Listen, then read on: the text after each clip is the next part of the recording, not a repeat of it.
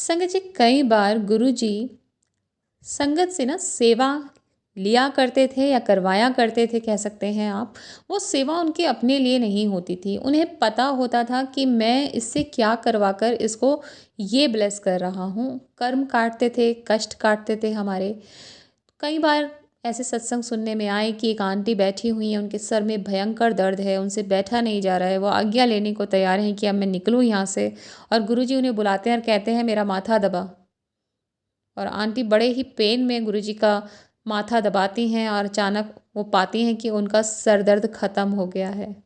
ऐसे ही संगत जी बहुत सारे सत्संग हैं, जब किसी के पैरों में प्रॉब्लम है, घुटनों का दर्द है, गुरुजी ने अपने चरण उनसे दबवाए और वो दर्द कभी आया ही नहीं लौट कर।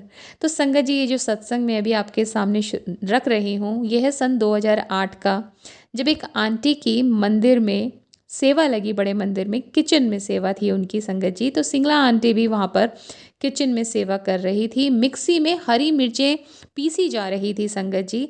न जाने कैसे वो जो मिक्सर ग्राइंडर है उसका ढक्कन उखड़ गया और उसके बाद संगत जी वो पूरी मिर्ची इन आंटी के फेस पे, आइज़ पे और नेक पे चली गई। अब आप सोचिए, पिसी हुई मिर्च हमारी स्किन से टच हो जाए, हाथ पे भी इतनी जलन हो जाती है। आंटी के पूरे फेस पे वो गई, नेक पे गई और आइज़ के तो अंदर भी चली गई।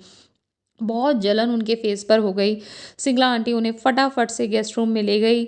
उसके बाद घी उन्हें लगाया गया पर जलन नहीं जा रही थी। तो संगत जी 4:30-5 बज गए थे शाम के। उधर संगत का भी आने का टाइम हो गया था।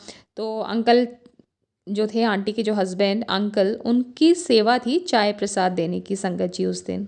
तो किसी अंकल के हाथ से जो ट्रे थी वो गिर गई थी, जिसमें खाली चाय के ग्लासेस थे कांच के, तो वो सारे में कांच कांच हो गया था। तो ये जो अंकल हैं, इन्होंने वो सफाई करी कि कभी किसी के कांच ना लग जाए। तो जैसे जैसे संगत जी अंकल वो कांच के ग्लासेस, कांच साफ कर रहे थे, फ्लोर साफ कर रहे थे, उधर दूसरी साइड आंटी की जलन खत्म होती जा रही थी संगत जी। और जैसे ही अंकल की पूरी सफाई खत्म हुई, वैसे ही आंटी की पूरी जो जलन थी फेस की तुरंत ख़त्म हो गई। जब अंकल अपनी सेवा करके उन्हें पता चला आंटी के साथ ऐसा हुआ है, आंटी का हाल पूछने गए, तो आंटी ने कहा मेरी तो कोई जलन है ही नहीं।